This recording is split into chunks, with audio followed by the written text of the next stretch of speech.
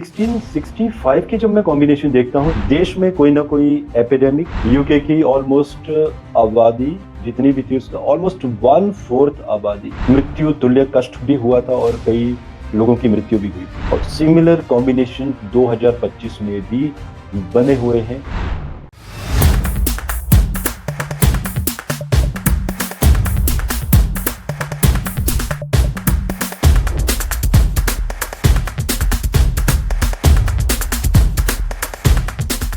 कुर्सी पर बैठते हुए फडणवीस जी दिखाई दे रहे हैं। विदेशों से भारतीयों का अपने देश में वापस आना।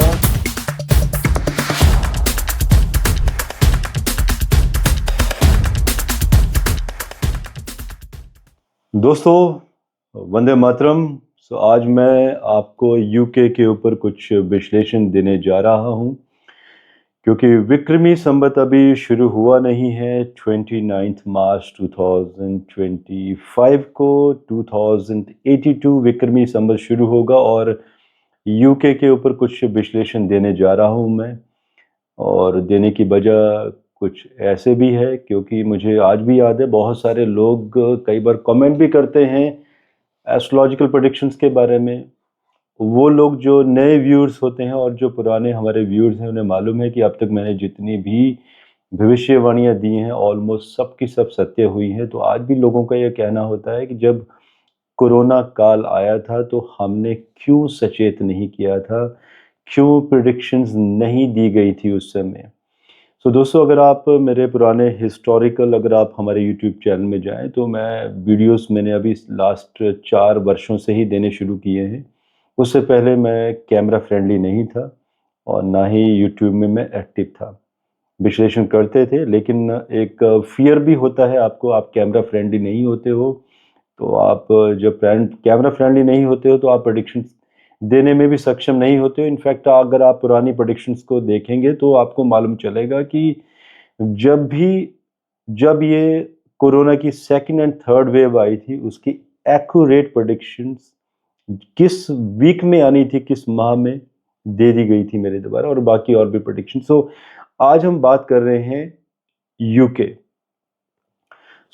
अगर हम 1665 की जब हम हिस्ट्री देखते हैं और अगर मैं प्लानिटरी कॉम्बिनेशंस देखता हूँ, वो भी देखिए। अगर मैं कुछ दिन पहले कुछ मैं विश्लेषण करने जा रहा था, राजनीतिक विश्लेषण कुछ चेक कर रहा था मैं यूके के बारे में, तो अचानक ही नज़र जाती है मेरी सूर्य विधि कुंडली के ऊपर, जो अभी 14 अप्रैल 2025 को बनने जा रही है, एंड साथ साथ में विक्रमी संवत की तरफ। तो देखने में कुछ और जा रहा था, लेकिन मुझे कुछ और ही मिल गया, क्योंकि मैं एक मेडिकल एस्ट्रोलॉजर हूँ। एक आदत है मेरी कि अगर मुझसे जो लोग कंसल्टेशन भी लेते हैं, चाहे career, health, finance, foreign travel, education या कॉर्पोरेट एस्ट्रोलॉजी की, तो मेरी एक आदत है कि सबसे पहले मेरी जो नज़र है वो छठे घर पर ही जाती है कि क्या व्यक्ति का कोई एक्सीडेंट या कोई क्रॉनिक रोग तो नहीं होने वाला है, या कोई व्यक्ति किसी रोग से पीड़ित तो नहीं होने वाला है या हो चुका है। सो एक वे होता है, क्योंकि मैं मेडिकल एस्ट्रोलॉजर हूँ, तो आप सोचिए वो एक आपका पैशन भी होता है, एक तरीका भी होता है कि आप उस घर को सबसे पहले ध्यान देते हो। जब 1665 की जब मैं कॉम्बिनेशन देखता हूँ, जब यूके की कुंडली के ऊपर अप्लाई करता हूँ, तो उस समय षष्ठेश अष्टम घर में चला गया था मंगल, और मंगल का षष्ठेश का अष्टम घर में चले जाना और चंद्रमा का वहां पर नीच होना। और हर बार सूर्य विधि कुंडली में मंगल और चंद्रमा का वेद आपस में एक्सचेंज, नीच नक्षत्रों के साथ कनेक्शन, और छठे और आठवें घर को प्रभावित करके लगन को प्रभावित करना, और पांचवें घर को प्रभावित करना। तो ये क्या इंडिकेशन करता है कि देश में कोई ना कोई एपिडेमिक, पांचवा घर प्रोस्पेरिटी का, अर्थव्यवस्था का तबाह होना बिकॉज ऑफ द एपिडेमिक, अष्टम घर अचानक ही मृत्यु दर का बढ़ जाना। तो 1665 में यूके की ऑलमोस्ट आबादी जितनी भी थी उसका ऑलमोस्ट 1/4 आबादी, आप सोचिए कि मृत्यु तुल्य कष्ट भी हुआ था और कई लोगों की मृत्यु भी हुई थी। सो बहुत पेनफुल होता है सोचना, विचार करना। और सिमिलर कॉम्बिनेशन 2025 में भी बने हुए हैं। ये एक संजोग है, क्या है मुझे नहीं मालूम, लेकिन ये कुंडली आप स्क्रीन पर देख भी रहे हैं। जो ज्योतिष के स्टूडेंट हैं वो समझेंगे कि मैं क्या कहना चाहता हूँ। इसके बाद मैं षष्ठग्रही योग का भी बताने जा रहा हूँ। तो देखिए, इस कुंडली में जब ये विक्रमी संवत, क्योंकि हर एक देश में डिफरेंट टाइम पे स्टार्ट होगा। 10:58 मॉर्निंग समय में यहाँ पर ये विक्रमी संवत शुरू हो रहा है। 29 मार्च को मिथुन लग्न की कुंडली बन रही है। मंगल जो कि षष्ठेश हैं, रोगों के स्वामी हैं, वैसे भी मंगल मिथुन लग्न के लिए बहुत बड़े मारक माने गए हैं, जो कि मृत्यु तुल्य कष्ट देते हैं, रोगों की उत्पत्ति करते हैं। और मंगल का यहाँ पर आप सोचिए, गुरु के नक्षत्र में चले जाना। गुरु यहाँ पर स्वयं 12th हाउस में है, इस समय एक अच्छी स्थिति में नहीं है, मारक है यहाँ पर देवगुरु बृहस्पति भी। और षष्ठेश का लग्न में चले जाना, छठा घर है रोगों का। और इसके साथ साथ पंचग्रही योग बनना 10th हाउस में। और अगर हम षष्ठांश कुंडली भी देखें, अष्टमांश कुंडली भी देखें, तो वहां पर मंगल केतु शनि का छठे घर को प्रभावित करना, ये अपने आप में तय कर रहा है कि यूके 29 मार्च के आसपास, थोड़ा सा पहले और अगले पूरे वर्ष के लिए कोई बहुत बड़ी पैंडेमिक के लिए तैयार हो रहा है। मीन्स कि कोई पैंडेमिक नहीं, एपिडेमिक कहूंगा मैं। एपिडेमिक कोई बहुत बड़ी, जिसमें कि प्लेग जैसा कोई बहुत बड़ा रोग या इससे कोई मिलता जुलता रोग। देखिए, कोई एक रोग कहना सही नहीं होगा, क्योंकि आज अगर हम कोरोना की भी बात करें, कोविड की, तो कोविड बहुत सारे वेरिएशंस ले चुका है। तो आज अगर किसी को सर्दी जुकाम कफ कोल्ड भी होता है तो वो कोविड में ही कंसिडर होता है। तो अदर देन प्लेग कुछ और भी यहाँ पर होने के योग बने हुए हैं। तो ये एक वहाँ की गवर्नमेंट्स के लिए मेरी तरफ से एक मैसेज भी है।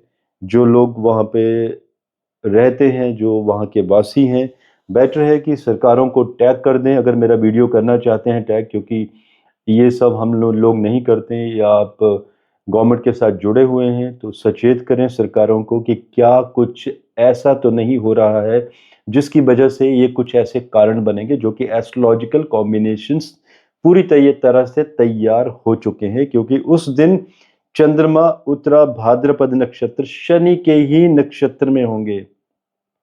शनि वाल्यावस्था में ट्रांजिशंस के लिए तैयार बैठे हैं। सिर्फ कुछ एक घंटों के बाद, वो भी 10:58 मॉर्निंग। तो सोचिए 11 बजे के बाद एग्जैक्टली 5.25 घंटों के बाद षष्ठ ग्रही योग बनेगा, जो कि आप स्क्रीन पर देख सकते हैं। उस समय लियो एसेंडेंट का चार्ट, यहां पर भी शनि मारक, मंगल योग कारक होते हुए भी 11th हाउस में चले गए हैं। और शनि की जो स्थिति है यहाँ पर, शनि सोचिए अगेन सेम कॉम्बिनेशन, चंद्रमा यहाँ पर चले गए हैं बुध के नक्षत्र के, और साथ में षष्ठेश शनि का अष्टम घर में चले जाना मीन राशि में। एंड बहुत सारे प्लैनेट, जिसमें चंद्रमा का बुध का अस्त होना, बुध का वक्री होना, शुक्र का भी वक्री होना। बुध आपका पैंक्रियास सिस्टम, नर्वस सिस्टम, आपका स्टमक, आपका कंप्लीट नर्व्स, उनको डैमेज करता हुआ नजर आ रहा है। कोई क्रॉनिक हेल्थ इश्यूज पूरी पब्लिक की तरफ इशारा दे रहे हैं कि पब्लिक सफर करेगी, क्योंकि केतु भी यहाँ पर सूर्य के नक्षत्र का है। सेकंड हाउस मार्क हाउस है, अष्टम घर। आपकी कंट्री के जितने भी यंग लोग होते हैं, जो नागरिक होते हैं, उनकी मृत्यु के बारे में, उनकी आयु के बारे में विचार होता है। तो अष्टम घर सडन बेसिकली आयु का है। तो यहाँ पर अष्टम घर में एक बहुत बड़ा मार्केश बना हुआ है पूरी की पूरी कंट्री के लिए, जिसमें कि अगर हम मंगल की भी बात करें तो मंगल जो कि योग कारक तो है, लेकिन अपनी एक राशि से चला गया है तीसरे घर में, मेष राशि से, और वृश्चिक राशि से चला गया है अष्टम घर में, कभी भी ज्योतिष के स्टूडेंट्स के लिए। जब भी लियो असेंडेंट का चार्ट हो, उस समय अगर मंगल की ये स्थिति बन जाती है, अगर 11th हाउस में या तो 3rd हाउस में, तो इस मंगल को बहुत अच्छा नहीं माना जाता है। 11th हाउस का मंगल तो बहुत ही परेशानी वाला होता है। बेशक वहाँ पर दिग्बल काफ़ी प्राप्त होता है। 11th में डिज़ायर्स, कॉन्फिडेंस, इन चीज़ों को भी बढ़ाता है, लेकिन कहीं न कहीं क्रॉनिक रोगों का भी कारण बनता है। और यहाँ पर तो देखिए मंगल छठे घर को भी देख रहा है अष्टम दृष्टि से, और वो भी शत्रु दृष्टि से। और मंगल का कार्य है रोग लाना और रोगों को बड़ा कर देना, ब्लड को इम्प्यूरिफाई कर देना, ब्लड के जरिए बॉडी सेल्स में रेड सेल्स को बहुत ज़्यादा बढ़ा देना, प्लेटलेट्स को भी या तो बहुत ज़्यादा बढ़ा देना या बहुत ज़्यादा कम कर देना। और अगर किसी व्यक्ति जातक की स्किन अगर वाइट कलर में है, गोरे रंग के अगर लोग हैं, तो उनको शरीर में बहुत बड़े बड़े दाग आ जाना, शरीर में कुछ ऐसे स्पॉट्स, ऐसे निशान बन जाना कि डॉक्टर्स भी परेशान हो जाएं कि ये स्पॉट्स बने किस चीज़ के हैं, आखिर इनका रूट कॉज क्या है। तो मंगल इस तरह का इंडिकेशन दे रहा है कि अगर हम यूके के लोगों को देखें तो ज़्यादातर लोग वहाँ पर गोरे रंग के हैं, तो रंग के ऊपर, स्किन के ऊपर भी मरकरी का भी कंबशन कोई बहुत बड़ा डिसऑर्डर इंडिकेट कर रहा है। सो देखिए ये वीडियो इसलिए भी है कि समय रहते ये देखा जाए कि कोई वहाँ पर गलती तो नहीं हो रही है, कोई रूट कॉज़। जैसे चाइना से कोविड बर्स्ट हुआ था एक गलती की वजह से, इसी तरह से क्या यूके में कुछ ऐसी कोई प्रयोगशाला, कोई रिसर्च या कोई unhygienic veg of non veg, because अगले वर्ष चौपायों को भी रोग होगा, चार पैर वाले जानवरों को भी रोग होगा। तो क्या चार पैर वाले जानवरों के ऊपर कुछ ऐसी रिसर्च तो नहीं हो रही है, क्योंकि मानव जाति अपने हितों के लिए, अपने बेनिफिट्स के लिए नॉन वेज खाती है, चार पैर वालों के जानवरों को पीड़ा देती है, चाहे वो चार पैर वाले हों, दो पैर, तीन पैर, या जो भी समुद्री जीव हो जिनके पैर नहीं होते हैं। तो ऐसा कुछ इंडिकेशंस, कुछ ऐसा इन जीवों के साथ, इनकी हत्या के साथ कोई ऐसा कोई कॉम्बिनेशन जो इंडिकेशन दे भी रहा है कि क्या ऐसा भी हो सकता है कि ये भी कारण बन सकता है। तो ऐसे कॉम्बिनेशंस भी इंडिकेशन दिखाई दे रहे हैं। तो एक मैंने एक दो आइडियाज दे दिए हैं कि क्या क्या हो सकता है, क्या क्या कारण बन सकते हैं। बाकी दोस्तों आप लोग समझदार हैं, कुछ आप लोग भी इंडिकेशन दीजिए कि और क्या क्या कारण बन सकते हैं। लेकिन ये इंडिकेशन मैंने एस्ट्रोलॉजिकल वे से दिए हैं कि चौपायों को रोग होगा, तो क्या चौपाए वहां पर प्लेग जैसी या कोई बहुत बड़ी भयंकर बीमारी को जन्म तो नहीं देने वाले हैं यूके में। और आप सोचिए अगर यूके में ऐसा रोग आता है तो डेफिनेटली वो बस्ट होगा, तो बाकी पड़ोसी कंट्रीज, क्योंकि हर दिन लोग एयर ट्रैवल तो करते ही करते हैं, तो ये फैलेगा, लेकिन पैंडेमिक नहीं होगी, ये एपिडेमिक होगी, कंट्री को ज़्यादा परेशान करेगी और कुछ देशों को भी थोड़ा थोड़ा प्रभावित करेगी, जिसमें साउथ अफ्रीका जैसे देशों में बहुत ज़्यादा प्रभाव पड़ने वाला है। यही जो रोग आगे वर्स्ट होगा, ये साउथ अफ्रीका, अफ्रीकन कंट्रीज़ में लोगों को ज़्यादा प्रभावित करेगा और उन लोगों को अचानक ट्रीटमेंट भी नहीं मिल पाएगा, बहुत ज़्यादा पब्लिक परेशान होने वाली है। आप लोगों के कुछ क्वेश्चंस हों, आप ज़रूर कमेंट कर सकते हैं। और ये जो आधार होते हैं विश्लेषण के, ये कॉन्फिडेंस भी होता है आपका गणना करने का, क्योंकि अगर आपने कुछ दिन पहले देखा होगा तो कैलिफोर्निया में जो भी हुआ, बीजिंग में, इसके विश्लेषण मैंने 11 माह पहले ही दे दिए थे। आप उस वीडियो को चेक कर सकते हैं। मैं टीम से कहूँगा कि ये वीडियो आपको डिस्क्रिप्शन बॉक्स में दे दिया जाए, आप चेक कर लीजिएगा, मिल भी जाएगा। अदरवाइज़ आप हमारे एस्ट्रो कपूर चैनल में चले जाएँगे, वहाँ पे कैलिफोर्निया आगे प्रशांत कपूर भी लिख देंगे तो आपको वो वीडियो यूट्यूब में सर्च में आ जाएगा। आप देखिएगा मैंने किस तरह से विश्लेषण किए थे और कैलिफोर्निया में अचानक क्या हुआ और आगे कैलिफोर्निया में और बड़ा क्या होने वाला है मार्च अप्रैल 2025 में। कुछ दोस्तों क्वेश्चन हो आप जरूर पूछिएगा। आज के लिए मुझे इजाज़त दीजिए। धन्यवाद। जय हिंद। Be safe. भारत माता की जय।